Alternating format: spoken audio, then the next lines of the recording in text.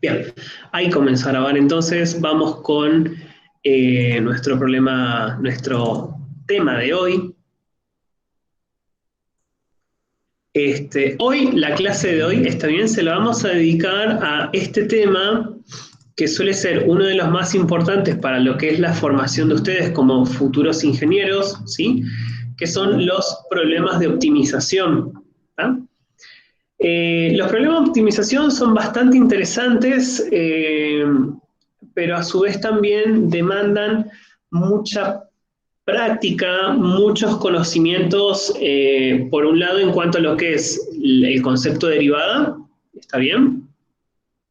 Y por otro lado también lleva mucho, o requiere que ustedes tengan muchos conocimientos de, por ejemplo, de cómo se calcula el área de ciertas figuras geométricas, de cómo se calcula el volumen de ciertas figuras geométricas, ¿está bien? De ese tipo de conocimientos está bien, que si bien por ahí uno no los recuerda, los puede googlear, ¿está bien? O sea, que también hagamos uso correcto de lo que es Google, ¿sí? Si en el caso de que necesitemos calcular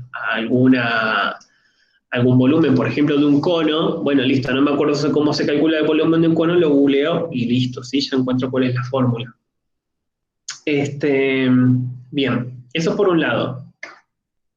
Y por el otro, lo que tienen los problemas de optimización es que lleva mucho, que depende la resolución de estos problemas de optimización de la interpretación que yo les dé al ejercicio. ¿Está bien? O sea que esto implica que ustedes tengan que leer bien, ¿sí?, los datos que se les dan y qué es lo que ustedes tienen que calcular.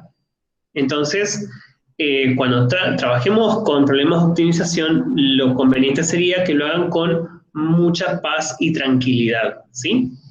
Vamos a empezar entonces con el tema de hoy. Hoy solo se lo dedicamos a lo que es problema de optimización.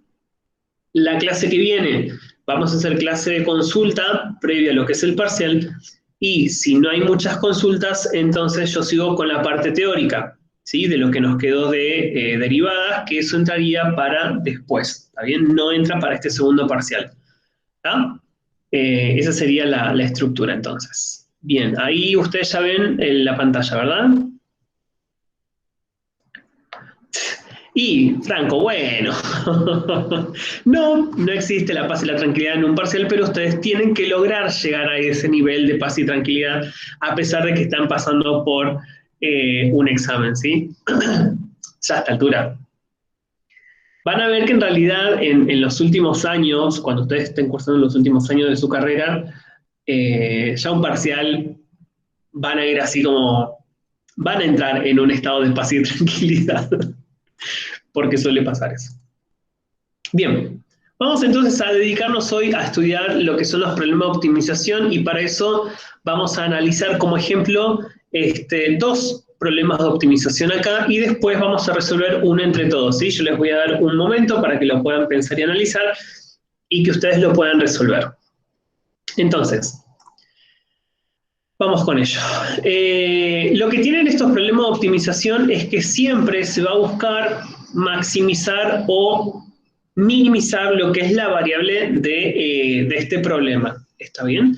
Por lo tanto, esta idea de que yo necesito maximizar o minimizar es porque estoy hablando o necesito contar con una expresión que sea una función. ¿Está bien? Este tipo de problemas siempre plantean cosas como situaciones que ustedes pueden incluso atravesar en la vida cotidiana o en lo que va a ser el día de mañana, ¿no? Sus situaciones profesionales que pueden llegar a atravesar, ¿no? Por ejemplo, por decir algo, supongan que yo quiero poner cerámicas en el piso de mi casa y tengo varios modelos de cerámica, ¿no? Entonces, un problema podría ser, bueno, a ver, si yo sé que la superficie que cubre, ¿no?, cada una de esas cerámicas que tienen distintos tipos de tamaños, el problema sería, bueno, ¿cuál debería yo comprar, ¿no?, de todas esas cerámicas para yo poder gastar la menor cantidad posible de dinero? ¿Debería comprar las cerámicas más chicas o las cerámicas más grandes? o qué tamaño tendrían que tener esas cerámicas para que cubra toda la superficie de lo que va a ser el piso de mi casa, pero a la vez que yo gaste la menor cantidad posible de dinero o que necesite el menor material posible. ¿Se entiende? Ese tipo de problemas pueden llegar a surgir, ¿sí? Digo, como hablando de una situación, de un ejemplo cotidiano, ¿no? O cuánto material tendría que comprar si yo necesito gastar la menor cantidad posible de dinero, o, bueno, distintos tipos de situaciones que vamos a ir viendo ahora con estos ejemplos. Entonces, ¿cuál es la cuestión? Estos problemas de optimización, a la larga, en definitiva, son problemas que uno puede llegar a enfrentar en la vida cotidiana o en la vida profesional, ¿está bien? Entonces, lo que tienen de interesante estos problemas es que vamos a necesitar plantear una expresión que va a ser una función y usando los conceptos que nosotros sabemos de la derivada, esto del criterio de la primera derivada, el criterio de la segunda derivada y demás, nos va a permitir calcular esos valores máximos o mínimos que nos plantean en este problema, ¿sí? En este tipo de problemas. Entonces, algunos puntos para tener en cuenta para resolver estos problemas, que por lo general siempre la estructura, digamos, ¿no? Se resuelve de forma muy similar a estos pasos que yo les doy acá. En primera instancia, tienen que leer bien el problema, ¿sí? Porque leer bien el problema, esto los va a ustedes situarse, está bien, en cuanto a qué datos tienen, qué datos nos está dando el problema y qué datos necesito calcular yo, ¿sí? Entonces, en primera instancia tienen que leer bien el problema. Segundo, tienen que lograr plantear la función optimizar, ¿está bien? Que esa función puede ser función gastos, función área, función volumen, función lo que sea, ¿sí? Siempre ustedes tienen que lograr obtener una función, ¿está bien? Que después vamos a necesitar derivarla. Ahora, dicha función tiene que tener una única variable, y ya van a ver por qué digo esto, ¿sí? Pero es importante que cuando nosotros establezcamos cuál es la función que vamos a necesitar después derivar para calcular sus máximos, sus mínimos y demás, bueno, que esa función tenga una única variable, ¿está bien? Eso es re importante. Porque nosotros sabemos derivar funciones con una sola variable, ¿está bien? En Matemáticas 2 van a aprender a derivar funciones con más de una variable, pero eso ya es problema de la otra materia. Nosotros acá solo necesitamos trabajar con una única variable. Después, vamos a hallar lo que es la primera derivada. Obviamente, esto lo vamos a hacer si vamos a calcular la primera derivada porque nosotros estamos buscando esos valores máximos o mínimos. ¿Se acuerdan el criterio de la primera derivada, verdad? Luego, vamos a identificar los máximos y mínimos. Esto lo vamos a hacer usando el criterio de la segunda derivada, ¿sí? ¿Se acuerdan que, y esto quiero creer que se acuerdan, el criterio de la primera derivada nos decían que si la derivada la igualamos a 0, eso nos van a dar por resultado los puntos críticos, ¿no? Que esos puntos críticos son donde la función alcanza un posible extremo, que puede ser máximo o puede ser mínimo.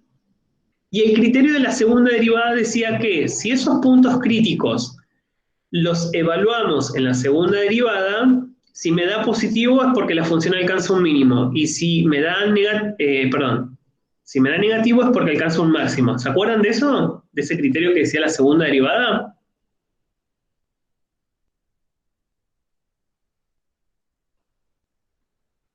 Sí. ¿Sí? ¿Se acuerdan? ¿Pablo se acuerda? ¿Los demás? Sí. ¿Sí? Bien, bueno. Y por último, obviamente, interpretar el tipo de solución que ustedes encuentran para este problema. ¿Está bien? Entonces, si ustedes tienen en cuenta estos pasos, estas consideraciones para resolver los problemas, no van a tener mayores problemas. Quizás el problema que se puede presentar acá es que, bueno, no me acuerdo cómo era la fórmula de tal cosa. Bueno, lo googleamos, ¿sí? El segundo problema que puede llegar a traer los problemas de optimización es cuando uno deriva, ¿sí? ¿Se acuerdan que yo les dije que ustedes tienen que practicar mucho en cuanto a lo que es el cálculo de derivadas de funciones compuestas o funciones simples, y que una vez que uno deriva, lograr obtener la expresión mínima de la función, ¿no? Que depende de qué tipo de función se trate. Hay funciones que uno puede expresarla de forma reducir a la derivada, ¿no? Aplicando distintos tipos de propiedades, y hay otras que no. Bueno, las que sí se pueden reducir es muy importante que se haga, ¿está bien? Ya van a ver por qué. Bien, vamos a ver un ejemplo. El primero, que es el más sencillo. Este es el problema, ¿sí? Son dos renglones que van a traer mucho trabajo. Dice, un rectángulo de perímetro 12, ¿sí?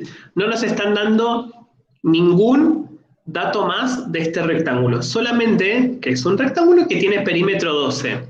¿Cuáles son las medidas de los lados? No lo sabemos, ¿sí? Por eso es un problema de optimización. Dice, un rectángulo entonces de perímetro 12 gira sobre uno de sus lados para engendrar un cilindro. ¿Está bien? Imaginen ustedes que si tuvieran una hoja de carpeta y la hacen girar sobre uno de sus lados, al girar constantemente se va a generar un cilindro. ¿Está bien?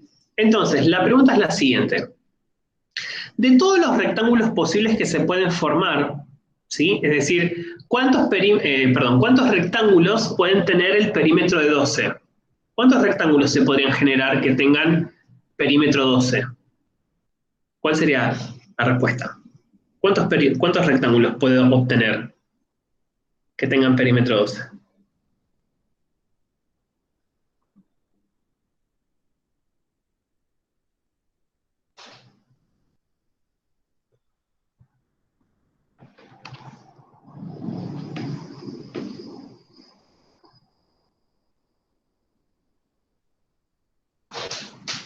Infinito. Son infinitos, ¿está bien?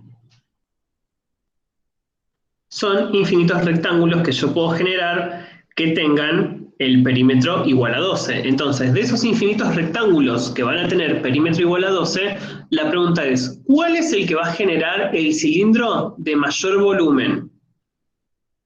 ¿Sí? Esa es la pregunta. ¿Cuál es el rectángulo de todos esos que se pueden generar que va a tener el cilindro de mayor volumen?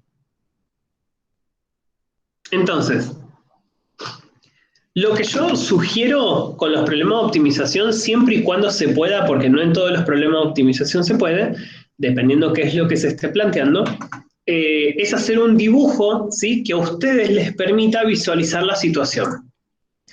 Por ejemplo, tenemos esto, ¿sí?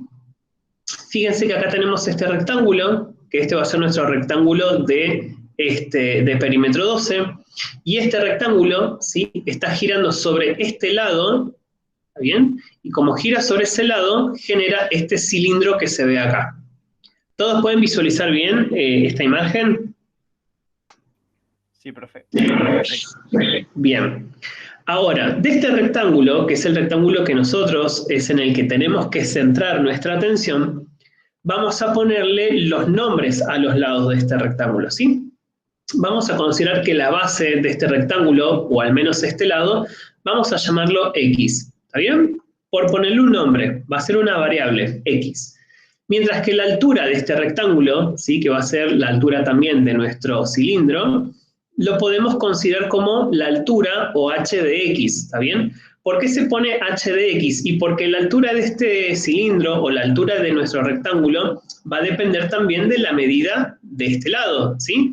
A medida que este lado se alargue, nuestra altura se va a empezar a achicar. Y si este lado, que es la base, se empieza a achicar, toma valores más chiquitos, la altura va a empezar a crecer, ¿está bien? Por eso es una altura que depende de este lado, ¿sí? ¿Por qué digo que mientras uno se alarga, el otro se achica? O si la base se achica, la altura se alarga. Porque está sujeto a esta condición de que el perímetro vale 12, ¿está bien? Hay que tener en cuenta ese detalle. Entonces, teniendo en cuenta esto, vamos a decir que la base de nuestro rectángulo va a ser x, y la altura, en vez de poner h de x, que esto es correcto, ¿está bien? Tranquilamente lo podemos llamar y también, ¿no? Porque es una variable también. Entonces tenemos, la base del rectángulo va a ser x y la altura de nuestro rectángulo va a ser y. ¿Estamos de acuerdo con esto? ¿Van siguiendo? Sí. Sí. Bien, entonces fíjense que tenemos entonces dos variables en este problema, ¿sí? La base del rectángulo y la altura del rectángulo, que cuando vaya girando sobre uno de sus lados se genera este cilindro que va a tener cierto volumen. Entonces, vamos a empezar a poner, vamos a empezar a anotar, mejor dicho, cuáles son las cosas que sabemos y cuáles son las cosas que queremos calcular, ¿sí? Por un lado, el problema, el único dato que nos da es que el perímetro, ¿sí?, de este rectángulo es constante, ¿no? Ese perímetro siempre va a ser 12. Es lo único que sabemos. Es decir, que el perímetro para nuestro rectángulo va a ser 2x más 2y igual a 12. ¿Está bien? Recuerden que el perímetro es el cálculo de la suma de los lados, ¿no? Entonces, si este lado es x, este lado también va a ser x más x son 2x. Y si este lado es y este lado es y más y son 2y. ¿Me siguen hasta acá? Sí. ¿Estamos de acuerdo, verdad? Bien. Entonces, esto es el dato que nosotros sabemos del problema. ¿Está bien? Y esto es muy importante. Ya van a ver. Siempre presten atención que en los problemas de optimización se les da un dato que después lo van a tener que usar. Ahora, ¿este es mi problema? No. Esto es el dato que a mí me dan. ¿Cuál es mi problema? Tratar de calcular ¿qué cosa? El volumen de este cilindro. Porque el problema es cuál es el volumen, el mayor volumen posible que se puede generar para este cilindro. Entonces, bueno, tengo que pensar en cómo se calcula el volumen de un cilindro. ¿Está bien? Ese es mi objetivo, calcular el volumen de un cilindro. Si no se acuerdan cómo se calcula el volumen de un cilindro, ustedes lo googlean y van a encontrar esta formulita. El volumen es pi por r al cuadrado por h. ¿Está bien? La pregunta es, R, ¿quién es en nuestro dibujo, en nuestro problema? Y h, ¿quién es en nuestro dibujo que fuimos planteando acá, no? La radio y la altura.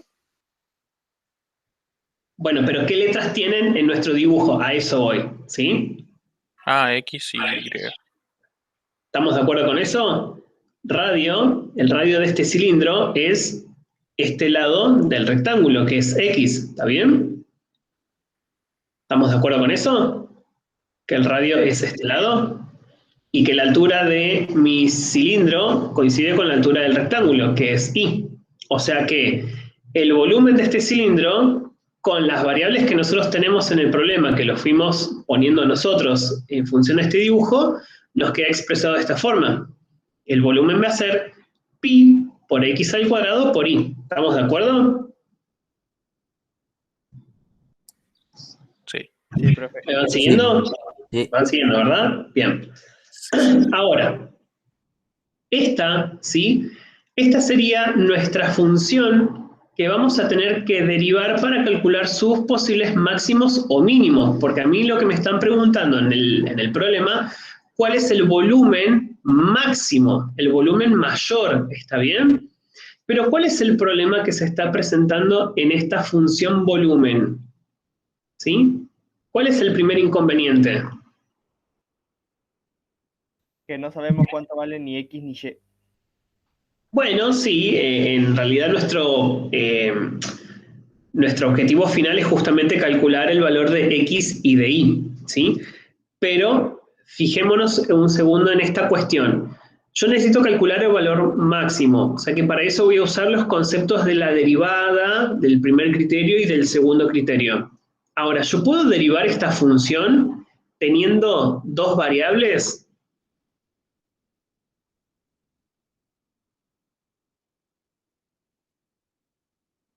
¿Sabemos derivar nosotros con dos variables? No. No. No, no. Entonces, ese es el primer problema que estamos teniendo acá. Si bien encontramos o determinamos cuál es la función que vamos a tener que derivar, esta función tiene dos variables. Entonces tenemos que lograr que tenga, obviamente, una única variable. Entonces, para hacer eso, para hacer ese ajuste, vamos a volver a los datos que nosotros nos dieron en el problema. ¿Sí? Volvemos a este paso. Entonces, ¿qué es lo que vamos a hacer? Vamos a despejar una de las variables, que puede ser x o puede ser y, ¿sí? En este caso particular, vamos a despejar a la variable y. Entonces, este 2x que está sumando pasa restando, ¿está bien? Y este 2 que multiplica la y pasa dividiendo, y este 2, si lo distribuimos en los dos términos, en este caso porque podemos, nos quedaría que y es igual a 6 menos x. ¿Estamos de acuerdo con esto? Sí. Sí. Bien, entonces, partiendo del dato que nos dieron, si nosotros despejamos una variable en función de la otra, esto nos va a permitir reemplazarlo en la función que yo necesito derivar. ¿Está bien? Y entonces, la función volumen ahora queda de esta forma, pi por x al cuadrado por, y en vez de y, ¿qué voy a poder poner? Y, lo que vale y, que es 6 menos x. ¿Está bien? ¿Me siguen? Sí. Sí. Entonces, con esta sustitución de una variable por la otra, ¿no? Fíjense que ahora nuestra función volumen tiene una única variable. De donde si nosotros hacemos distributiva, por ejemplo en este caso, ¿no? Pi por x al cuadrado por 6 nos daría 6pi por x al cuadrado, y pi por x al cuadrado por menos x nos daría menos pi por x al cubo. ¿Sí? Esta es nuestra función volumen escrita con una única variable, a partir de los datos que nos dieron en el problema, ¿no? ¿Me siguen hasta acá? Por ahora sí. Por ahora sí. Perfecto, perfecto. Entonces, tenemos la función que tenemos la función que necesitamos calcular sus máximos y mínimos, que es la función volumen, escrita en función de las variables que estamos manejando nosotros, que son x e y, que tranquilamente podría haber sido, o sea, si ustedes estuviesen trabajando solos, quizás a ustedes se les ocurre, en vez de llamar a la base del triángulo x, lo llaman b larga, y en vez de la altura, de la altura que nosotros llamamos y, le pueden poner h, ¿está bien? O sea, pueden manejar las letras que ustedes quieran. Lo importante es que cuando ustedes determinan cuál es la función que tienen que derivar, que tienen que maximizar, lograr que tenga una única variable. Y eso se hace a partir de los datos que nos dan en el problema, ¿está bien? En este caso, como estamos trabajando con x e y, bueno, nos queda una función escrita con variable x. Bien, una vez que nosotros tenemos nuestra función volumen, vamos a pasar a maximizarla, es decir, vamos a optimizarla. Y para eso vamos a derivar a la función. Si derivamos la función volumen, en este caso nos va a quedar la derivada de 6pi por x al cuadrado es 12pi por x a la 1. ¿Sí? Recordemos que pi es una constante, es un número, ¿sí? Que queda exactamente como está en este caso. Entonces, la derivada de 6pi por x al cuadrado es 12pi por x, y la derivada de menos pi por x al cubo es menos 3pi por x al cuadrado. ¿Estamos de acuerdo con esta derivada? Sí. ¿Sí? Sí. Sí, están todos de acuerdo, ¿verdad? ¿Qué dicen los demás, gente? ¿Están o no están? Sí, profe. Bueno, continuemos entonces. Una vez que tenemos la derivada, nosotros para calcular su valor máximo o mínimo, ¿sí? Por el criterio de la primera derivada, sabemos que si a la derivada primera la igualamos a 0, podemos calcular esos puntos críticos que nos van a dar los máximos y mínimos. Por la forma que tiene nuestra función derivada, podríamos sacar factor común 3pi por x, ¿está bien? Y entonces nos quedaría de esta forma. Esta expresión es exactamente igual que esta. ¿Estamos de acuerdo con esto? Sí. ¿Sí? Sí. ¿Sí, no? ¿Está bien? ¿Todos me siguen? Sí, profe. Bien. Entonces, sacando factor común entonces 3pi por x por x menos 4 igual a 0, de esta expresión, ¿sí? Que es mucho más simpática, podemos decir cuáles son los puntos críticos de estas funciones y cuáles son los valores que hacen 0 a la primera derivada. ¿Cuáles serían esos valores?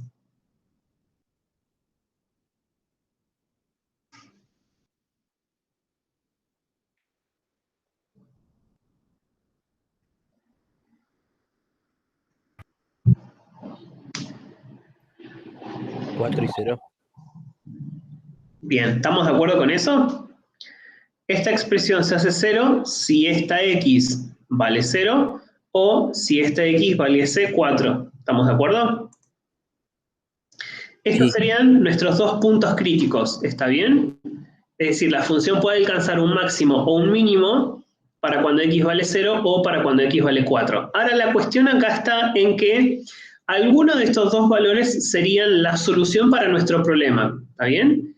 Pero volvemos con esta idea de interpretar estas soluciones que vamos obteniendo. Pregunta, ¿puedo considerar a 0 como solución de este problema? Pensando que, ¿quién era x? X era la base de mi rectángulo. ¿La base de mi rectángulo puede ser 0?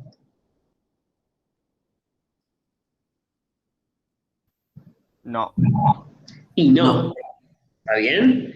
La base de mi rectángulo no puede ser 0 bajo ningún punto de vista porque no se formaría rectángulo posible. Entonces, ¿cuál sería el candidato a ser respuesta de nuestro problema? Mi candidato sería que x valga 4. ¿Está bien? Eso hasta ahí, ¿sí? O sea, vayan viendo cómo interpretamos las soluciones, cuál sería mi solución y cuál no sería, ¿sí? En función del problema que estamos tratando. Vamos a usar el criterio de la segunda derivada, ¿está bien? Para confirmar que efectivamente 0 o 4 sean nuestras respuestas, ¿está bien? Y para el criterio de la segunda derivada vamos a volver a derivar nuestra derivada, ¿sí? O sea, derivo la función derivada primera. O sea que esto me quedaría, la derivada de 12pi por x es 12pi, y la derivada de menos 3pi por x al cuadrado es menos 6pi por x. ¿Estamos de acuerdo con esta segunda derivada? Sí. Sí. Pablo dice que sí, ¿los demás? Sí. ¿Sí? Bien.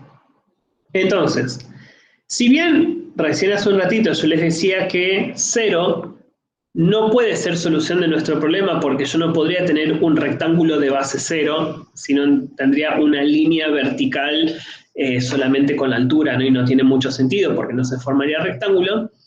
Si bien sabemos que 0 entonces no entra dentro de nuestro problema, vamos a igual a evaluar a este punto crítico en la segunda derivada y a este punto crítico también para ver a qué tipo de soluciones llegamos.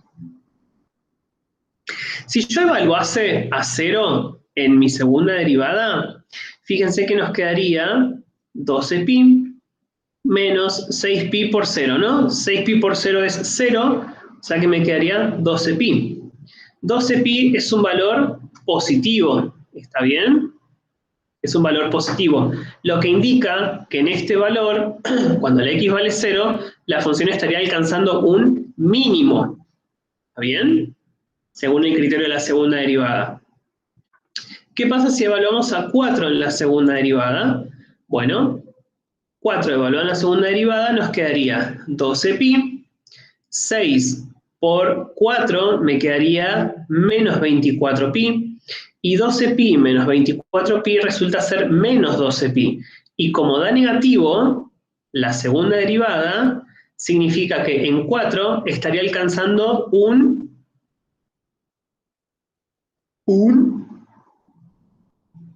Máximo. Un máximo. ¿Está bien? Eso es lo que nos dice el criterio de la segunda derivada. Fíjense en lo siguiente, esto es para que lo visualicen un poco mejor. Si la función volumen, ¿sí? Esta 6pi por x al cuadrado menos pi por x al cubo, si yo graficara esa función, ¿está bien? La función volumen, fíjense cómo quedaría graficado, nos quedaría esta curva. Obviamente nosotros consideraríamos solamente la parte de los números positivos porque los rectángulos solo pueden tener medidas positivas, ¿no? Pero fíjense cómo quedaría. Fíjense que cuando la x vale 0, la función estaría alcanzando su mínimo, ¿está bien? Pero cuando la x vale 4, la función volumen estaría alcanzando su valor máximo. ¿Está bien? Este gráfico lo estoy poniendo acá solamente para que se interprete un poco mejor que la función volumen tendría esta forma y que según la derivada, el primer criterio de la derivada y el segundo criterio, nos confirma que efectivamente para 0 se da un mínimo y para cuando la x vale 4 se estaría dando el volumen mayor para este cilindro. Entonces, la respuesta, la solución a este problema sería que x efectivamente vale 4, ¿sí? Es decir, la base de mi rectángulo tiene que valer 4, y entonces, si x vale 4, ¿no? Volviendo acá a esta primera sustitución que habíamos hecho, 6 menos 4, esto nos daría que y tiene que valer ¿cuánto? 2. ¿Estamos de acuerdo? Sí. ¿Se entendió este primer problema? Bastante sencillo, ¿o no?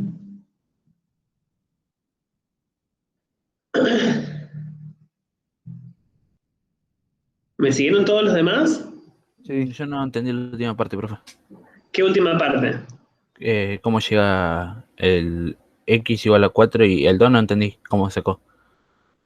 El 4 es del punto crítico que es solución. Sí. Y la y se calcula a partir de esta sustitución que habíamos hecho antes, a lo primero de todo. ¿Está bien? Si x vale 4, 6 menos 4 es 2. ¿Está bien? O sea que el rectángulo que va a generar el cilindro de mayor volumen va a ser el rectángulo que tiene como base 4 y altura 2. ¿Está bien? 4, 2, 4 y 2. Ese generaría el cilindro de mayor volumen posible. ¿Sí? Vamos a hacer otro más. Miren este problema. Este es el problema. Es medio renglón. Ni siquiera es un renglón entero. Es medio renglón y van a ver todo lo que implica. Dice, área máxima de un triángulo isósceles de perímetro 12. Nada más ni nada menos. Sencillo el problema. ¿Sí? Pide entonces calcular el área máxima de un triángulo isósceles que se sabe que su perímetro es 12. ¿Sí? En este comparte el mismo, como la misma idea del anterior, ¿no? Que la medida de sus tres lados, si uno la suma, nos da 12, o tiene que dar siempre 12. Entonces, ¿se entiende el problema, no? Sencillo.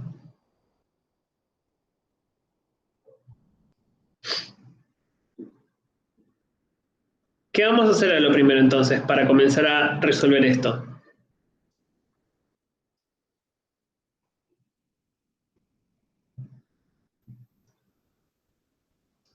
Dibujar el triángulo. Bien, vamos a hacer un dibujo para empezar a ponerle los nombres de las variables que vamos a ir usando nosotros acá, ¿no?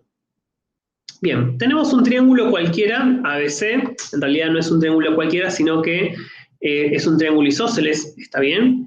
En donde AB va a jugar como base de nuestro triángulo, el lado AC va a ser igual al lado BC, ¿está bien? Por eso, cumpliendo con la definición de triángulo isósceles, en donde a la base de nuestro triángulo la podemos llamar X, y a los lados que hacen que este triángulo sea isósceles, lo puedo llamar Y, y obviamente este también tiene que ser Y. ¿Estamos de acuerdo con esto? Con llamar X a la base e Y a los otros dos lados que son iguales.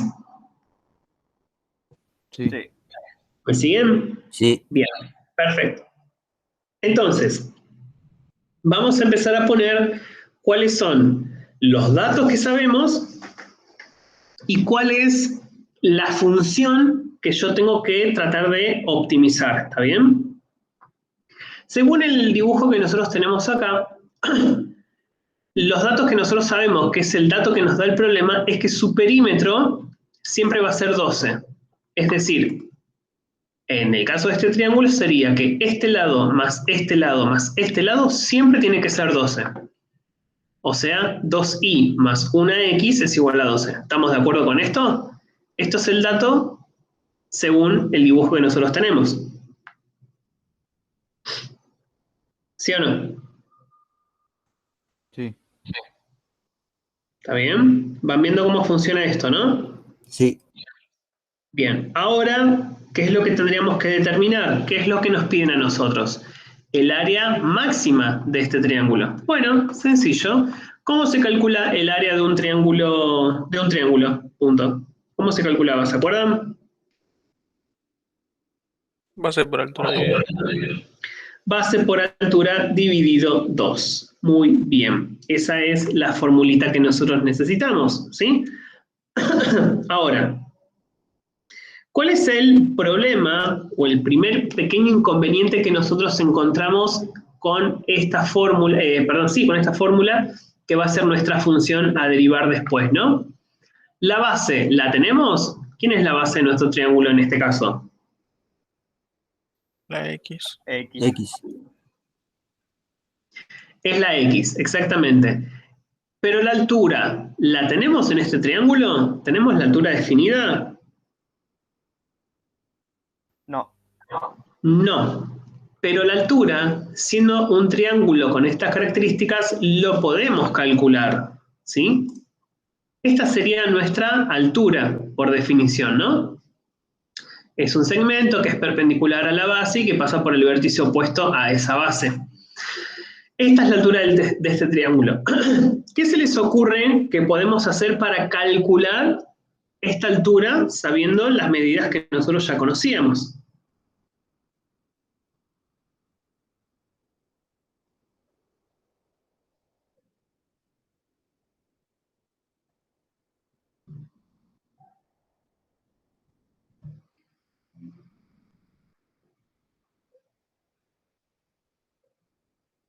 ¿Cómo puedo calcular esa altura?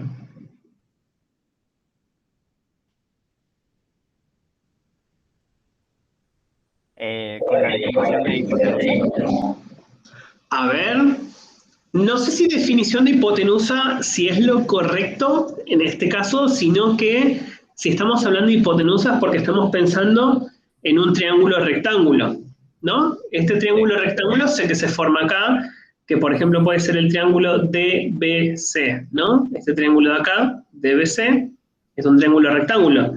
Entonces, ¿qué es lo que podríamos hacer? Si no recuerdo mal, hipotenusa era raíz de cateto opuesto al cuadrado más cateto adyacente al cuadrado. Está bien, bueno, lo que me estás diciendo es una de las posibles expresiones del teorema de Pitágoras, ¿o no? Sí. Ah, bien. A ver, la cuestión acá es, ¿necesito yo saber la hipotenusa de este triángulo rectángulo? Me parece que no. Lo que necesito saber es qué cosa, la medida de esta altura. Eso es lo que yo necesito para mi problema, ¿o no? Yo sé que la base es X, pero la altura no sé cuánto es. Entonces, el plan es justamente calcular esta altura, usando el teorema de Pitágoras. Entonces, si voy a usar el teorema de Pitágoras, nosotros sabemos que la base total era X, o sea que este segmento, el DB, ¿cuánto tiene que medir? X dividido 2. X sobre 2. ¿Está bien? Y este lado habíamos dicho que era... que era aquí. Era Y, o Y, ¿está bien? Entonces, sabiendo esto, fíjense que la idea es encontrar la expresión de la altura, pero en función de las dos variables que nosotros conocemos, que son X e Y, ¿está bien? Porque si no tendríamos como 3 variables y sería un cachengue. Entonces, vamos a usar el tema de Pitágoras para ver si podemos encontrar la altura, pero escrita en función de alguna de estas dos variables X y Y. Según Pitágoras, esto nos quedaría como hipotenusa al cuadrado, ¿sí? Que sería y al cuadrado, tiene que ser igual a la suma de los cuadrados de los catetos, es decir, este cateto, x sobre 2 elevado al cuadrado, más el segundo cateto, que es h, que es la altura, elevado al cuadrado, ¿sí? Pero recordemos, yo necesito en este momento tener la expresión de la altura, pero en función de las otras variables. Entonces, si despejamos, ¿no? Este cateto, x sobre 2 al cuadrado, pasa restando, y finalmente la potencia de la altura pasa como raíz cuadrada. ¿Está bien? Entonces, acá logramos que la altura esté expresada en función de las otras variables que nosotros conocemos, que son x e y en nuestro problema. ¿Se entiende?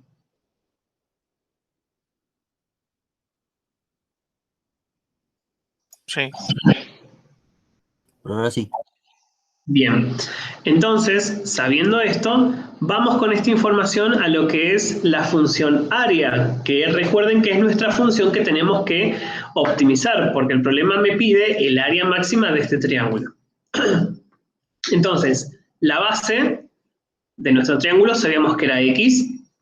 La altura ahora la podemos expresar como la raíz cuadrada de y al cuadrado menos x sobre 2 al cuadrado, todo sobre 2.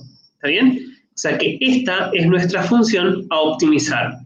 Nuevamente, ¿cuál es el problema que ocurre acá en este paso si yo quiero optimizar esto, si quiero derivarlo, ¿no? ¿Cuál es el primer problema?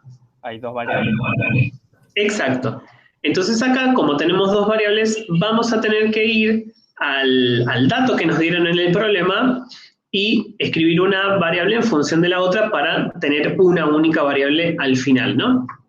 En este caso, fíjense que lo más práctico sería despejar a la x, ¿está bien? Este 2i que está sumando pasa restando, y entonces acá tenemos a la x escrita en función de la variable y.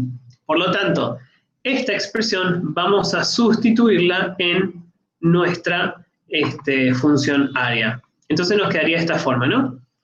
Este sobre 2 que está dividiendo a la base por altura, lo puedo pensar como un medio directamente, ¿sí? Para no estar escribiendo todo sobre 2, ¿sí? Lo pensamos como un medio simplemente, un medio por nuestra base, que ahora x lo estoy pensando como 12 menos 2i, por la raíz cuadrada de y al cuadrado menos esta x, sabemos que es 12 menos 2i, me queda elevado al cuadrado, sobre 4. ¿De dónde salió este 4? Sencillo. ¿Recuerdan las propiedades de potenciación? Que si yo tengo una división dentro de una potencia, la potencia la podemos distribuir en el numerador y en el denominador. ¿Está bien? Entonces, si yo distribuyo esta potencia en el numerador, me queda como x al cuadrado, que en definitiva es esto que está acá.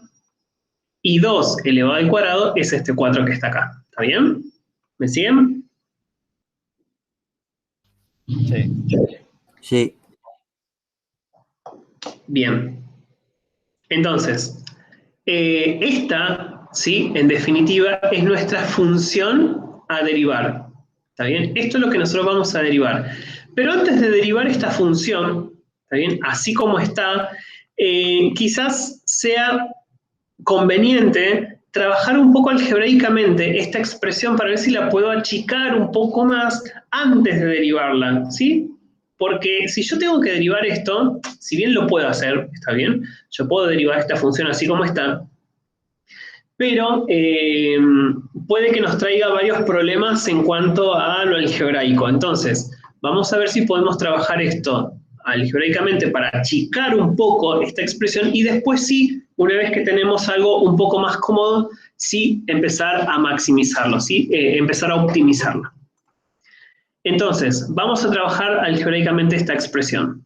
Al menos ya sabemos que tenemos la función área escrita, ¿sí? En función de una sola variable. O sea que hasta ahí ya estamos todos bien. Lo que vamos a hacer ahora es achicar un poco esto antes de derivarlo. Entonces, fíjense lo siguiente. En el primer paréntesis, en el primer factor, ¿sí? Si sacamos como factor común 2, nos quedaría como 2 por 6 menos i. ¿Estamos de acuerdo? Esto es igual que esto, ¿no? ¿Me siguen? Sí, sí. ¿sí? Sacamos como factor común el 2, nos queda de esta forma. Entonces, eso nos va a provocar que este medio con este 2 se simplifiquen. O sea que hasta ahí estamos bien. ¿Qué pasó dentro del paréntesis? ¿Sí? Si sumamos este i al cuadrado con esta fracción, nos va a quedar esta expresión que está acá. ¿Sí? Recuerden que el denominador de i al cuadrado es 1, ¿no? 1 por 4 nos va a dar este denominador común que tienen las dos fracciones. 4 dividido 1 es 4, y 4 por i al cuadrado es 4i al cuadrado. Es decir que la suma o la resta entre estas dos expresiones nos queda esto que está acá. ¿Estamos de acuerdo? Sí. Sí. Bien. Entonces, continuamos con esto, ¿sí? Fíjense en acá. Ustedes saben, también similar a las propiedades de potenciación, que si dentro de una raíz yo tengo una división, puedo distribuir esa raíz tanto en el numerador como en el denominador. ¿Está bien? Entonces, la raíz cuadrada de este numerador es esta expresión que tenemos acá, y la raíz cuadrada del denominador me va a quedar como 2, ¿no? La raíz cuadrada de 4 es 2. ¿Estamos de acuerdo? Sí. Bien. Avancemos un poco más y entonces miren lo siguiente. Este sobre 2 que tenemos acá, tranquilamente podemos volver a pensarlo como un medio en vez de poner esta fracción así a lo largo que puede ser medio confuso, ¿no? Como un medio de 6 menos i por... Dentro de lo que es el radicando de nuestra raíz, ¿sí? Vamos a desarrollar este cuadrado de binomio que tenemos acá, ¿sí? 12 menos 2i elevado al cuadrado, si lo desarrollamos, nos queda como 144 menos 48i más 4i al cuadrado. ¿Estamos de acuerdo con esto? ¿Lo repite? Acá lo que estamos haciendo solamente es desarrollar el cuadrado de este segundo término. 12 menos 2i elevado al cuadrado, desarrollado queda esta expresión que está acá. ¿Se acuerdan que el cuadrado de binomio había una formulita, ¿no? Que si era a más b al cuadrado, el desarrollo de eso era a cuadrado más 2 por a por b más b al cuadrado. ¿Se acuerdan? Sí. Sí, sí. Bueno, si ustedes desarrollan este binomio, este cuadrado de binomio, va a dar esta expresión que está acá. ¿Qué vamos a hacer ahora? Vamos fíjense que como tenemos un paréntesis y tenemos este menos adelante del paréntesis, vamos a distribuirlo en cada uno de los términos para sacar ese paréntesis. Así que en definitiva nos queda 4i al cuadrado, menos por 144 me queda menos 144, este menos por el menos 48i queda más 48i, y menos por el 4i al cuadrado nos queda menos 4i al cuadrado. ¿Estamos de acuerdo con esto? Sí. Sí. ¿Sí? Bien. ¿Y qué puede pasar acá dentro de la raíz? Pasa algo maravilloso. Se resta el 4y al cuadrado por el menos 4y al cuadrado. Exacto. Estos dos términos son exactamente iguales, pero con signos opuestos, por lo tanto, se anulan, y entonces llegamos a que la función área, fíjense cómo nos quedó después de haberlo trabajado algebraicamente un poco, ¿sí? Nos quedó una función mucho más simpática, si se quiere, ¿está bien? Esto sí es mucho más sencillo derivarlo que si tuviera que derivar esto que está acá. ¿Está bien? Que esto sí, si yo me mando a derivar esto, puede traerme ciertos problemas en cuanto a lo que es la derivada, ¿está bien? En cambio, esto no, esto ya está mucho más reducido, entonces esto sí, vamos a derivarlo, ¿está bien? Entonces, vamos a plantear la primera derivada para calcular los máximos y mínimos que va a tener esta función área. Entonces, derivamos esta función. Recuerden que un medio, ¿sí? Como es una constante que está multiplicando a una función, esa constante, un medio, se va a mantener y directamente vamos a derivar lo que acompaña a esa constante, ¿no? Que en este caso es esta función. Ahora, ¿cuál es la cuestión acá? tenemos un producto de funciones, ¿está bien? Tenemos 6 menos i por la raíz cuadrada de todo esto.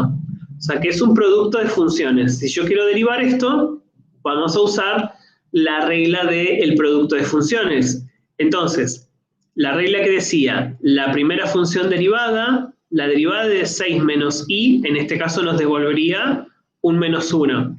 Tengan en cuenta que ahora estamos derivando usando la letra i, está bien, como nuestra variable. O sea que en vez de x, estamos trabajando con i, pero las reglas se siguen manteniendo igual, ¿no? Entonces, la derivada de 6 menos i es menos 1 por la segunda función sin derivar, más la primera función sin derivar por la segunda función derivada, ¿sí? El tema es que en este caso, la segunda función, raíz cuadrada de 48i menos 144, es una función compuesta, o sea que la derivada de esta función sería 1 sobre 2 por la raíz de la función secundaria por la derivada de esa función secundaria, que en este caso, la derivada de 48i menos 144 es simplemente 48. ¿Estamos de acuerdo con esto? ¿Me repite la última partecita, profe? ¿Cuál, Pablo? La de 1 sobre, ¿cómo hizo ahí? Y porque acá, cuando quiero derivar esta función, esta segunda función, ¿está bien? No, la derivada, profe. Sí, por eso.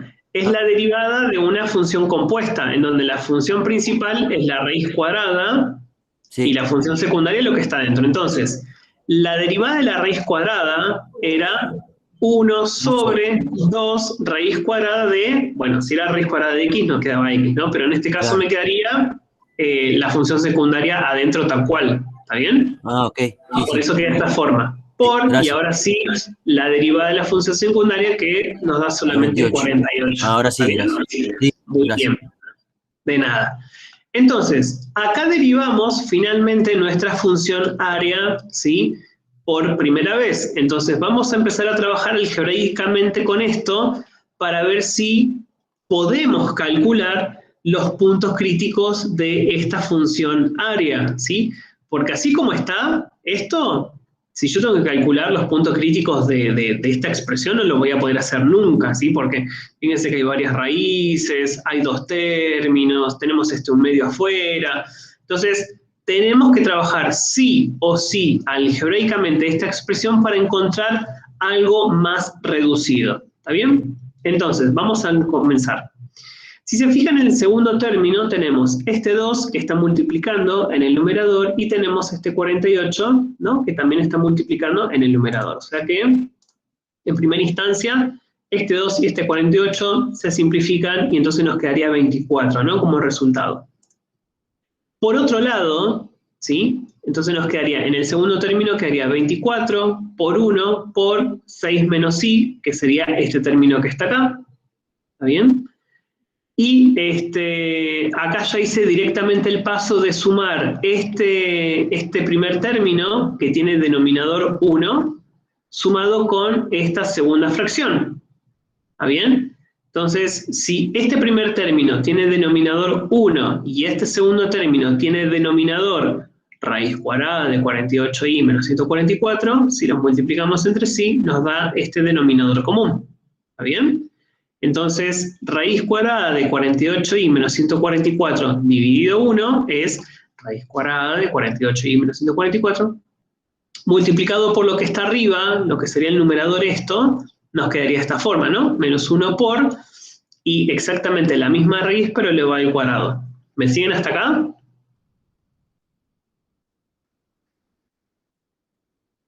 No entendí qué hizo con el 48. ¿Con cuál? Con el 48. ¿Qué este 48 decís? Sí. Y lo simplificamos con este 2, ¿no? Este 2 simplificado con 48 nos da 24, que es este de acá. Ah, sí. 24 por 1 por 6 menos i, queda esto que está acá. Ah, ya lo vi. ¿Está bien? Entonces, sumando estos dos términos entre sí, nos queda esta expresión que está acá. ¿Está bien? Ahora, ¿qué es lo que sucede? Cuando nosotros sumamos estos dos términos, En el primer término del numerador, al multiplicarse dos raíces que son iguales, queda elevado al cuadrado, y entonces raíz cuadrada con potencia cuadrada se simplifica, y nos queda entonces un menos 1 que va a estar multiplicando a este paréntesis que es menos 48 menos 144. ¿Está bien? Y en el segundo término, si hacemos la distributiva, 24 por 6 es 144 y 24 por menos i es menos 24i. ¿Estamos de acuerdo? ¿De dónde? Si distribuimos el menos en el primer término para sacar estos paréntesis, nos quedaría de esta forma, ¿no? Menos 48i más 144 y los otros dos términos que quedan tal cual están. ¿Hasta acá estamos de acuerdo? ¿Me van siguiendo? Sí. Sí. Bien. Entonces, en el numerador vamos a operar, ¿sí? Términos semejantes, 144, 144 y menos 48i con 24i negativo y nos devuelve este resultado. ¿Está bien? 144 más 144 son 288 y menos 48i por menos 24i son menos 72i. ¿De dónde? Hasta acá vamos bien, ¿verdad? Sí, profe. Sí, profe. Bien. De esta expresión entonces, si sacamos factor común 2 en el numerador, sí, podría sacar otro valor, pero la idea es sacar solamente el 2, ¿para qué? Para que esté un medio que se encuentra afuera, poder simplificarlo y ya sacárnoslo de encima, ¿no? Entonces, fíjense que la derivada, la función derivada, luego de haberla trabajado algebraicamente un poco bastante y haber tenido mucho cuidado con el tema de los signos y demás, fíjense que llegamos a esta expresión que es mucho más simpática, ¿está bien? Porque recuerden que el objetivo principal es que de la función derivada que yo obtenga, poder calcular poder igualarla a 0 para calcular los puntos críticos, ¿verdad? Entonces, una vez que obtenemos la expresión reducida de la derivada, vamos a igualarla a 0 para calcular sus puntos críticos. Ahora, esta fracción, ¿no? En esta función, para que valga 0, ¿cuál es la única posibilidad para que valga 0?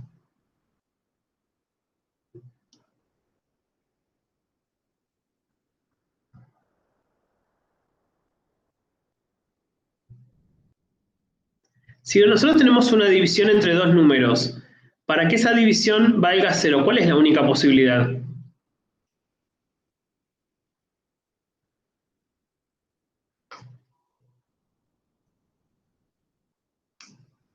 Que la parte de arriba valga 0.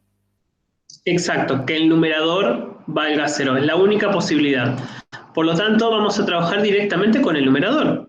O sea, 144 menos 36i tiene que ser igual a 0 para que la derivada se anule, se haga 0. Despejando de acá entonces, llegamos a que i tiene que valer 4. ¿Está bien? O sea que este valor, que en este caso es único, es el punto crítico para nuestra función área. Es decir, el área sería máxima si i vale 4. ¿Está bien? Este valor es el que anula nuestra primera derivada. Bien. O sea que en este caso, este es el único valor que nosotros estamos obteniendo en este momento como solución de este problema. Es el único que tenemos. Y a diferencia del anterior que teníamos 2, acá tenemos uno solo, que es 4. Entonces, ¿qué vamos a hacer ahora? Vamos a derivar a nuestra función área, ¿sí? A la derivada de la función área por segunda vez para poder evaluar el punto crítico en la segunda derivada y ver qué tipo de signo me da esa segunda derivada cuando yo lo evalúe al punto crítico ahí. Para que este valor sea efectivamente el que hace máximo al área del triángulo isósceles, la segunda derivada me tendría que dar negativo. ¿Estamos de acuerdo con eso, verdad? Pensando en los criterios, ¿no? Sí. Bien, perfecto. Entonces, Esta sería la segunda derivada de nuestra función, o sea, la derivada de la derivada, ¿está bien? Nos queda de esta forma. Tengan en cuenta que la derivada, en este caso, si yo quiero derivar esto, tiene la operación principal es una división. Entonces lo tendríamos que derivar pensando en la regla de la división, ¿no? ¿Se acuerdan que decía la primera función derivada, que en este caso el numerador, ¿no? La derivada del numerador nos quedaría solamente en menos 36, por la segunda función sin derivar, menos la primera función sin derivar, por la segunda función derivada, está bien, que nos quedaría de esta forma, que en este caso vuelve a pasar lo mismo que antes, es una función compuesta, ¿está bien? Entonces nos quedaría 1 sobre 2, raíz cuadrada de la función secundaria, por la derivada de la función secundaria, que en este caso es 48. Todo sobre la segunda función sin derivar, pero elevado al cuadrado, ¿sí? O sea que esta es la derivada de la derivada. ¿Me siguieron? ¿Se acuerdan, no? La regla de la derivada, digo, de la división. Bien. Sí. Bien, esa sería entonces así quedaría la estructura de esta derivada. Vamos, si ustedes tienen el tiempo y las ganas, ¿sí? Esto se los dejo para ustedes, ¿sí? Esto ustedes lo pueden trabajar algebraicamente y pueden llegar a este tipo de expresiones que van viendo ahora, ¿sí? Y esta sería una de las expresiones mínimas a las que se puede llegar trabajando algebraicamente esta segunda derivada, ¿sí? Se puede llegar a esta expresión. Repito, si después tienen tiempo y quieren como practicar, si llegan a lo mismo que llegué yo acá, lo pueden hacer cada uno en algún momento, ¿sí? Para practicar.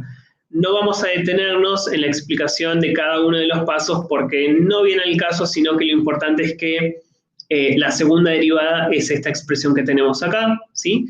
Que viene de haber trabajado toda esta expresión que tenemos a lo primero, ¿está bien? Esta es la segunda derivada entonces. Si nosotros evaluamos a nuestro punto crítico entonces en esta segunda derivada, nos va a devolver este valor que tenemos acá, ¿está bien? Menos 1728 sobre 48 veces raíz cuadrada de 48. Que en definitiva, ¿sí? Ajustando los valores y demás de acá, esto nos da menos 3 raíz de 3. Por lo tanto, fíjense que la segunda derivada, cuando nosotros evaluamos el punto crítico, nos da un valor negativo, ¿sí? Menor que 0. Por lo tanto, el área va a ser máxima cuando el lado, ¿no? Del triángulo valga 4. ¿Está bien? Entonces, la solución sería que el lado del triángulo, o sea, los dos lados que hacen isósceles del triángulo valgan 4, y por defecto, el área la base del triángulo tiene que ser 4, ¿no? ¿De qué tipo de triángulo estaríamos hablando si tiene estas medidas? 4, 4 y 4. ¿Un triángulo de qué tipo?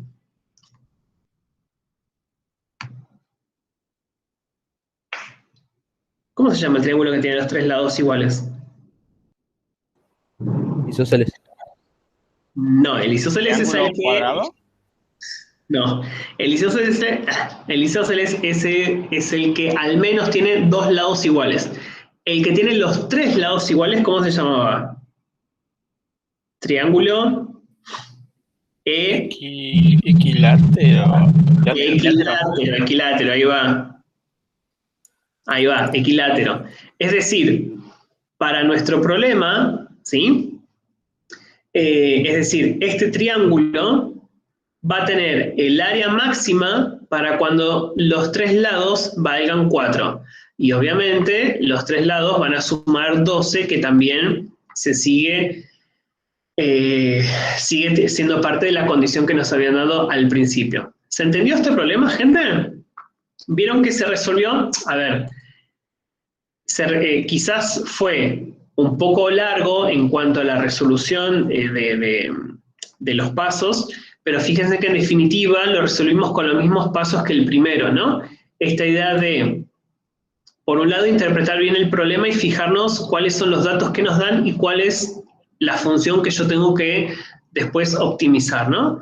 plantear esa función, después lograr que, teniendo los datos que me dan el problema, lograr que esa función que yo necesito optimizar tenga una única variable. Y después comenzar el tema de la derivada, ¿sí? En el caso del primer ejemplo, plantear la derivada fue... perdón, acá. En el caso de la primera función, sí, que tuvimos que derivarla, fue bastante sencillo porque la función volumen que nos había quedado en el problema del cilindro, lo pudimos hacer directamente, ¿sí? En el caso del segundo ejemplo, cuando nosotros determinamos la función área, luego de que logramos que tenga una única variable, necesariamente, ¿qué tuvimos que hacer? Trabajar algebraicamente, está bien, esa expresión de la función área, para después sí poder derivar esto y que sea una derivada mucho más sencillo, ¿no? Que también nos pasa, cuando hacemos la derivada, tenemos que trabajar algebraicamente toda esa primera derivada para encontrar una expresión mucho más simpática para así poder después calcular el punto crítico. Entonces, fíjense lo importante que es no solo derivar, sino también saber trabajar algebraicamente esas derivadas para después calcular esos puntos críticos, ¿se entiende?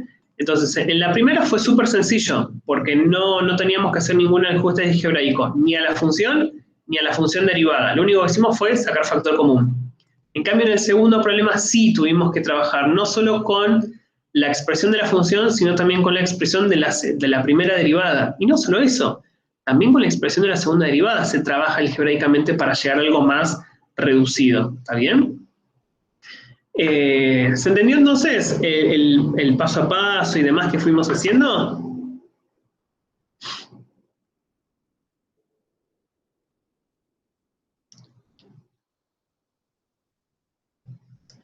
Y sí, Franco, y sí. Los problemas de optimización, yo ahora les voy a dar unas...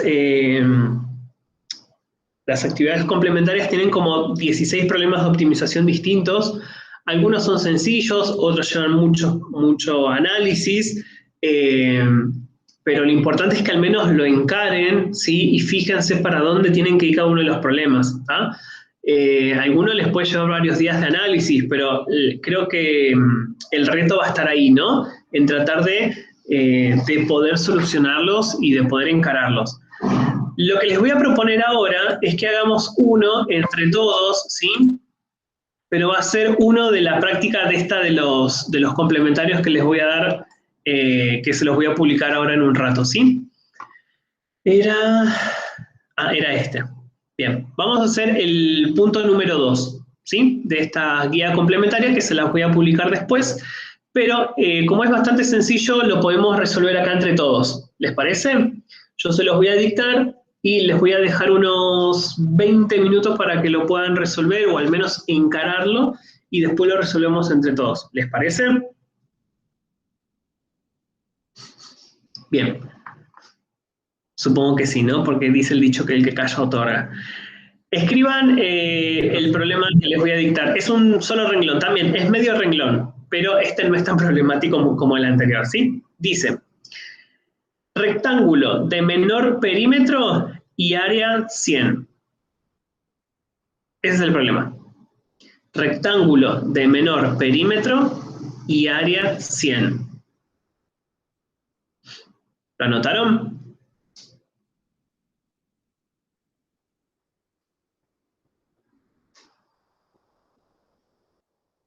¿Ya están vivos?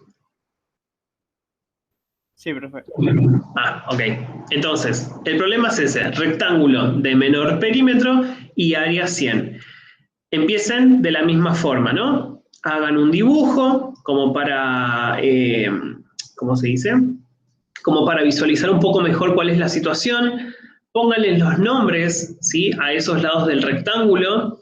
Fíjense en qué datos les está dando el problema y cuál es justamente lo que ustedes tienen que calcular, ¿sí? Cuál es la función que tienen que optimizar y fíjense si esa función tiene una única variable y en el caso de que no sea, bueno, usen los datos que les dan el problema, ¿no? A partir de ahí calculen los puntos críticos y demás, ¿está bien? Arranquen, ¿está bien? Yo mientras me voy a hacer un café, ¿sí? Pero comiencen, vamos, manos a la obra.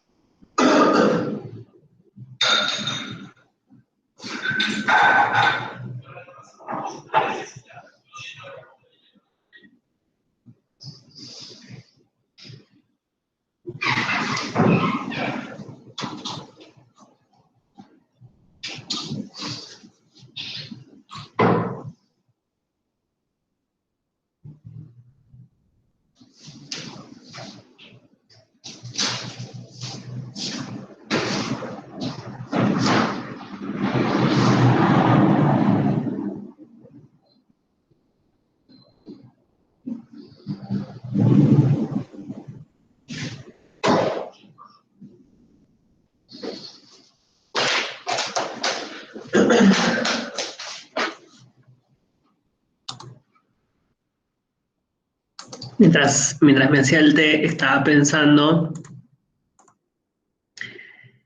en que estaría bueno que les deje como ejemplo el primero, ¿no? Como para que lo puedan visualizar mejor. ¿Lo ven bien ahí?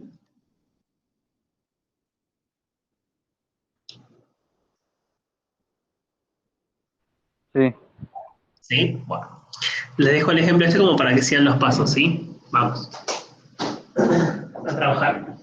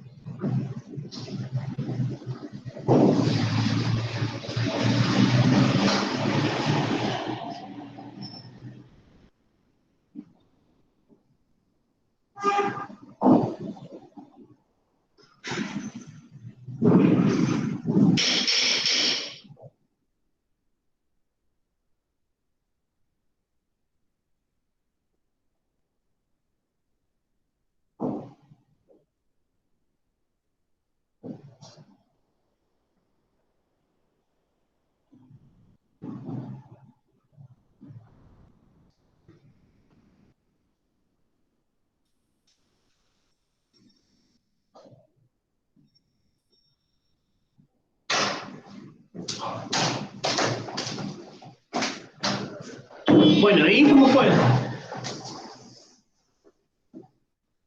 ¿Podemos charlar?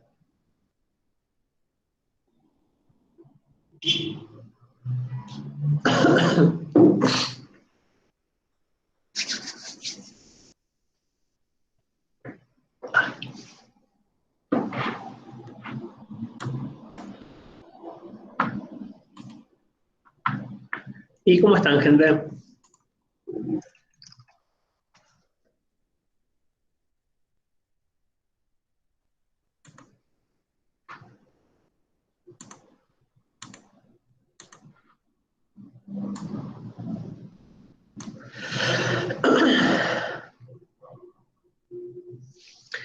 ¿Necesitan más tiempo?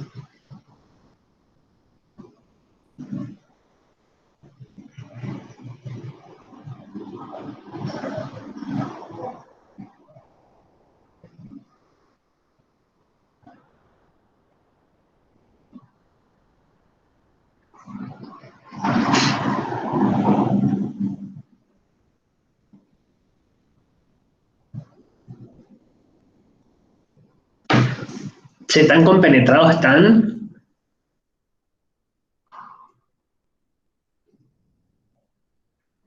¿Qué dijo, profe?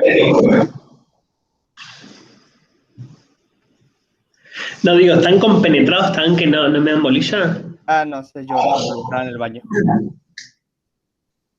Yo no entendí, no sé cómo seguirla. Me quedé atascado. Bueno, ¿los demás cómo van?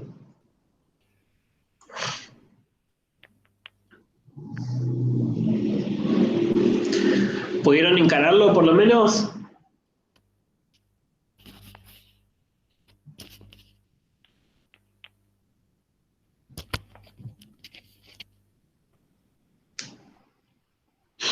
Bien, algo así dice Emma. Bueno, el problema decía... Yo también algo. muy bien, Pablito. El perímetro menor de un rectángulo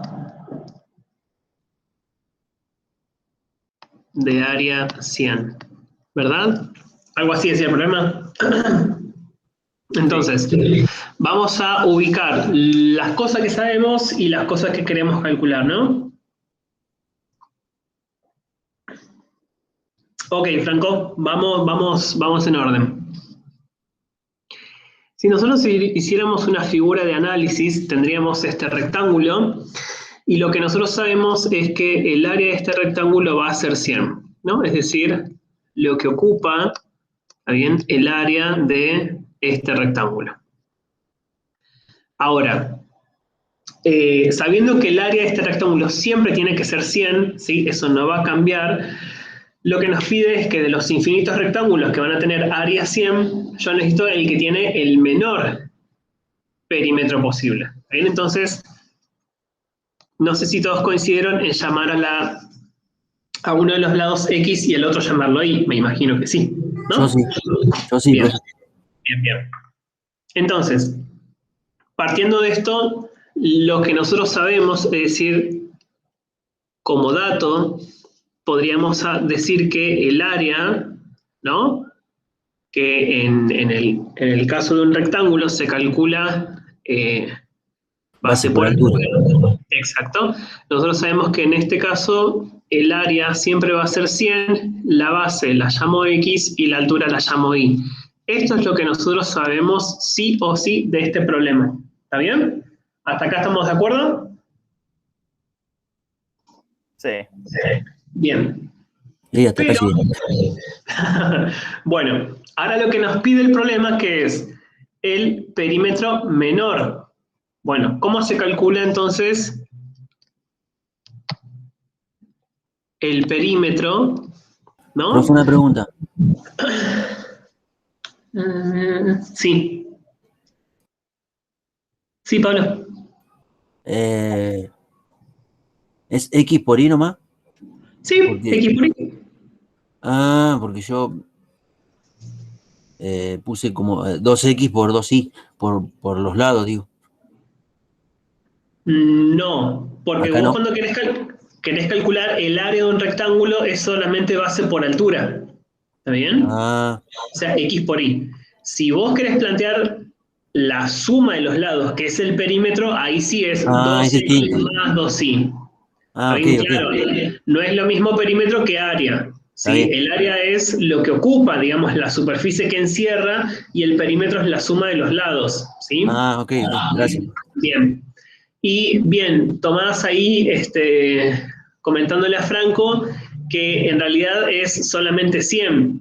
Lo que nosotros tendríamos, a ver, si nos ponemos en exquisitos si se quiere, esto tendríamos que decir que el área son 100 unidades cuadradas en todo caso, ¿no? Eso es lo que le acabo de escribir. Claro, claro, se puede poner metros cuadrados o lo que sea en la unidad que se mida al cuadrado, pero el área es 100, o sea, el valor numérico de esa área es 100, listo, ¿sí? Las unidades en este caso no me importa, porque yo no sé si el cuadrado, si este cuadrado se está midiendo en metros, si se está midiendo en kilómetros, si se está midiendo en centímetros, no importa, el área es 100, ¿sí? Listo, ¿está? Entonces, lo que nos pide en este problema es el perímetro menor. Entonces, ¿cómo se calcula el perímetro de un rectángulo? Bueno, bastante sencillo, es la suma de los cuatro lados, que en este caso sí sería 2X más 2Y, ¿no? Entonces, como me pide el perímetro menor, mi función que yo tengo que optimizar es a la función, en este caso, perímetro, ¿sí? Es decir, esto que yo tengo acá es lo que tengo que optimizar. Pero, ¿cuál es el problema?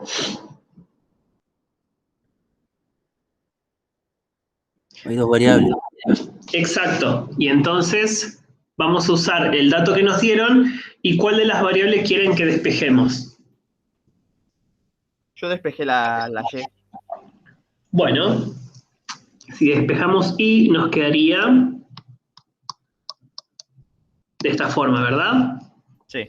Y esto vamos a reemplazarlo en nuestra función perímetro, que sería 12x más 2 por 100 sobre x. ¿Está bien? Así nos quedaría. ¿Estamos de acuerdo?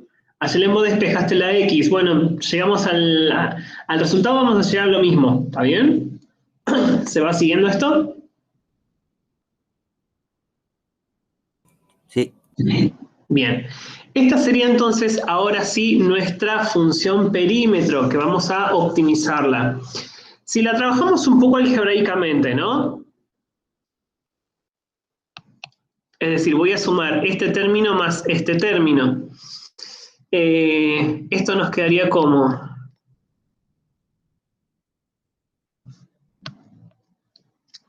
Nos quedaría de esta forma. Confírmenme si está bien.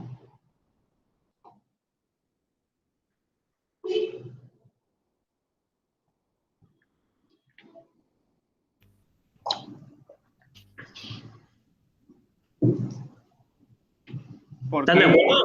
pasó a potencia la X y el 12 lo está multiplicando al 100 sobre X. Sí, bueno, no es que lo pasé a potencia porque sí, sino que al sumar estas dos expresiones, ¿no? Considerando que el denominador del primer término es un 1, ¿está bien?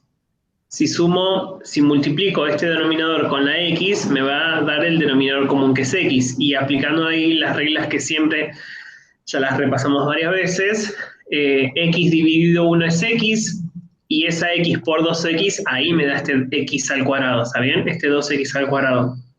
¿Se entiende? Ajá. Bien. Entonces, en definitiva, esta es la función perímetro que yo tengo que optimizar. Entonces, vamos a derivarla.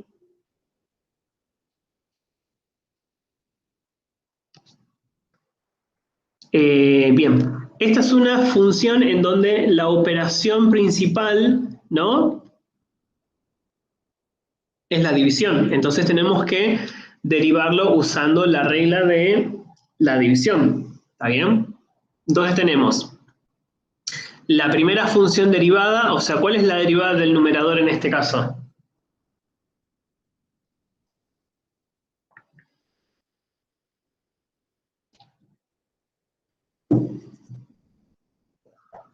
Bien, Franco, 4x.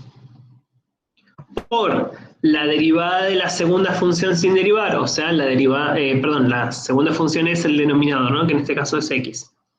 Menos la primera función sin derivar, o sea, 2x al cuadrado más 200, por la derivada de la segunda función, que en este caso es x, que para nuestro solo sería 1. Todo sobre la segunda función sin derivar, pero elevado al cuadrado. Así nos quedaría, ¿verdad? ¿Sí o no? ¿Estamos de acuerdo? Sí. Vamos a trabajar un poco algebraicamente esta expresión, a ver si luego de trabajarlo algebraicamente y encontrar su mínima expresión podemos calcular los puntos críticos, ¿no? Que en realidad ese es mi objetivo. En el primer término, 4x por x, esto es 4x al cuadrado. Este 1 que multiplica al paréntesis no afecta en nada, ¿sí? Pero lo que sí vamos a hacer es distribuir el menos que se encuentra adelante del paréntesis y le cambiamos de signo a lo que está adentro para sacar esos paréntesis. O sea que esto nos queda menos 2x al cuadrado menos 200 todo sobre x al cuadrado. ¿Está bien? ¿Estamos de acuerdo? Sí. Operando términos semejantes, 4x al cuadrado menos 2x al cuadrado, esto resulta ser 2x al cuadrado menos 200 sobre x al cuadrado. Bien, encontramos la expresión mínima de nuestra función perímetro derivada. ¿Está bien? Ahora sí podemos calcular los puntos críticos. Y para eso nosotros sabemos que conceptualmente a la derivada la tenemos que igualar a 0. ¿Sí? Entonces, esta fracción, ¿cuál es la única posibilidad para que valga 0?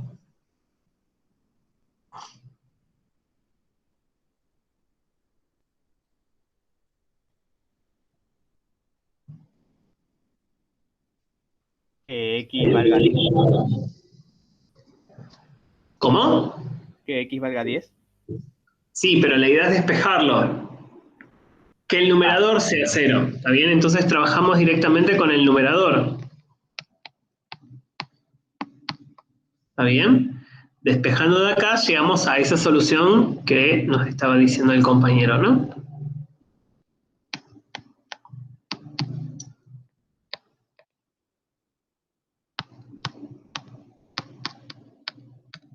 Que en realidad, entre paréntesis, esperen que voy a...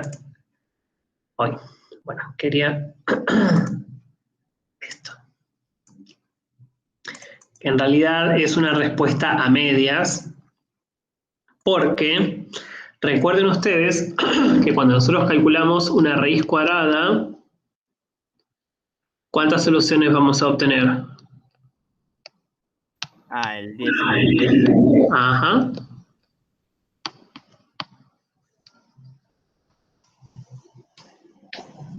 Claro, exactamente. Tenemos dos soluciones posibles, 10 y menos 10.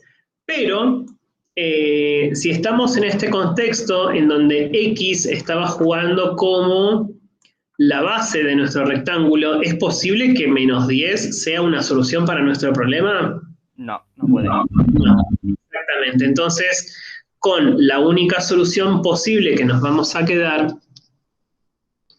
va a ser con 10. ¿Está bien? Entonces, vamos a verificar si efectivamente la función alcanza su valor mínimo para este punto crítico. ¿Está bien? Entonces, para ello, vamos a volver a derivar a nuestra función perímetro, ¿no? O sea, a la derivada de... a la primera derivada, quiero decir. Bien, vamos a derivar nuevamente. Entonces, la segunda derivada va a quedar expresada como... Nuevamente, fíjense que estamos trabajando con una función en donde su operación principal es la división, así que vamos de nuevo. ¿Cuál es la derivada del numerador en este caso?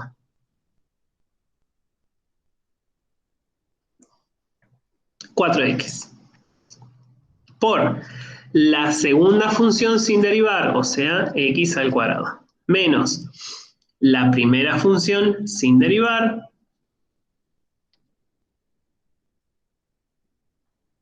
por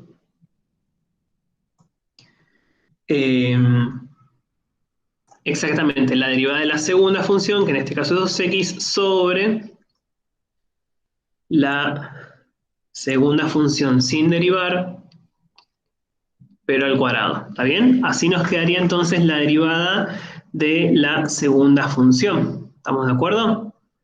Vamos a trabajar algebraicamente un poco esto, a ver si podemos achicar un poco, ¿no? En el primer término del numerador, 4x por x al cuadrado son 4x al cubo. ¿Sí?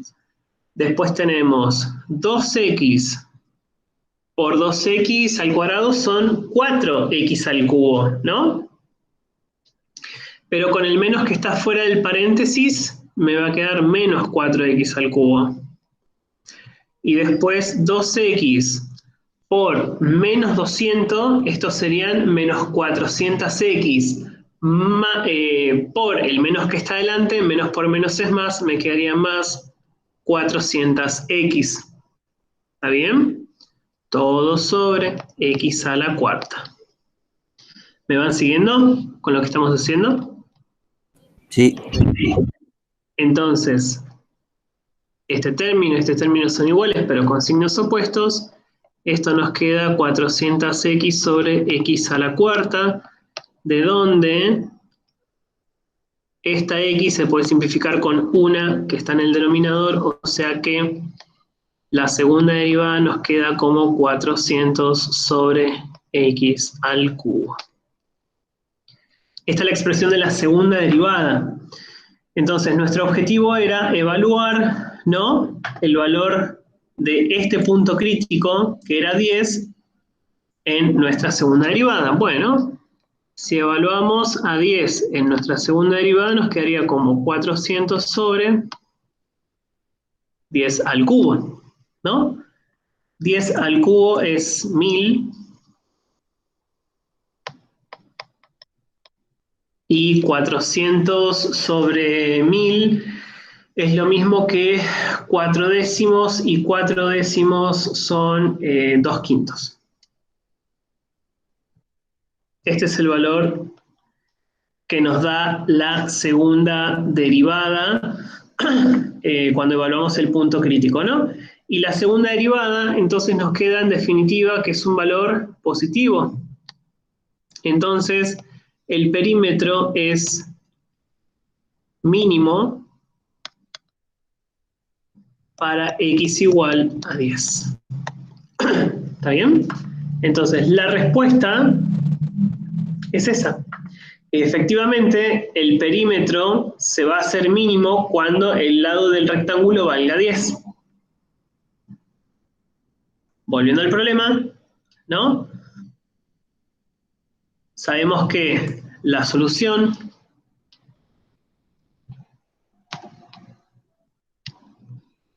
x tiene que ser 10, e y ¿cuánto tendría que ser? Bueno, vamos a calcularlo. Vamos a partir de los datos, ¿no? De acá. Y tiene que ser 100 sobre, y x dijimos que la solución es 10, ¿no? Bueno, ¿cuánto es 100 sobre 10? 10. 10. Ahí tenemos entonces la respuesta. Pero 10. esto no es posible porque es un rectángulo. Sí, es un rectángulo. La base y la altura no deberían ser las mismas. No necesariamente. En geometría no se dice nada con respecto a que el rectángulo sí o sí tenga que tener los dos lados distintos. No dice nada de eso, ¿Por ¿no? qué? Y porque la definición del rectángulo es... lo único que se define el rectángulo es como un paralelogramo con los lados opuestos iguales. Y en este lado se está, y con los ángulos rectos, los ángulos interiores siendo rectos, ¿no? En este caso, este lado sería igual a este, y este lado sería igual a este. ¿Qué figura se estaría formando en este caso si la base y la altura valen 10? Un cuadrado. Un cuadrado. ¿Y un cuadrado no es un rectángulo? Sí, creo que él se confundió en eso, lo que es un rectángulo en figura y un cuadrado. Sí, en realidad las dos, perdón, el cuadrado es un rectángulo, por definición, porque cumple con la definición. Incluso yo puedo decir que el cuadrado también es un rombo, el cuadrado es un trapecio, el cuadrado es un paralelogramo. Epa, ¿está bien? Porque el cuadrado cumple con todas las definiciones de esas figuras geométricas. Pero bueno, no nos vamos a meter en eso. La cuestión es que la solución va a ser que, para que este rectángulo, que en este caso es un cuadrado, la solución, va a tener área 100 y su perímetro va a ser menor para cuando los lados midan 10 y 10. ¿Está bien? Esa sería la solución de nuestro problema. ¿Se entendió? Y así nos quedó el paso a paso, ¿no? Los datos, la función perímetro, la derivada, el cálculo del punto crítico, la derivada de la segunda, la evaluación y confirmar que efectivamente es mínimo ese valor. ¿Estamos de acuerdo, gente? ¿Se siguió? Sí. Sí. Bien. Bueno, entonces ahora en un rato voy a subirles, sí, la grabación de esta clase. Y les voy a habilitar también las actividades complementarias. Y voy a ver si hoy o mañana les estoy subiendo un modelo de parcial para que lo vayan analizando para nuestra próxima clase, ¿está bien? Y consultar dudas.